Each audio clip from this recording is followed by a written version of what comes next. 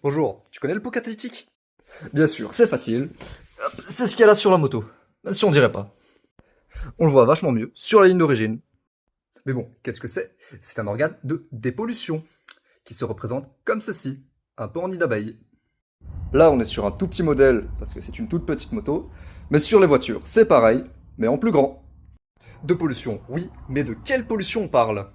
Parce que si je reprends ma formule chimique pour la combustion, ça, c'est pas des polluants. Mais ça, c'est ce que si on est dans des conditions stoichiométriques. Et vu qu'on vit pas dans les mondes des bisounours, eh bien c'est pas le cas. On va souvent être soit trop riche, soit trop pauvre.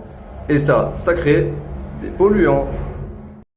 Donc quand on est trop riche, ça veut dire qu'il y a trop d'essence par rapport à l'air, ça va créer du CH et du monoxyde de carbone.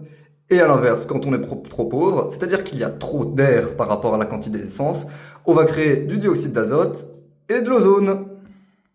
Et c'est contre ces polluants que notre fameux catalyseur arrive. Un catalyseur 3 voies est constitué de platine, de rhodium et de palladium.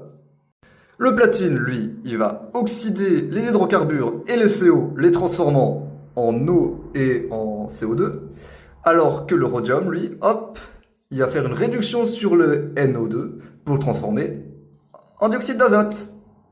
Mais il y a une condition à tout ça. Pour qu'il fonctionne bien, il faut qu'il soit entre 400 et 800 degrés. Mais il faut faire attention, parce qu'à 1000 degrés, c'est la surchauffe, les matériaux s'effritent et le catalyseur s'abîme.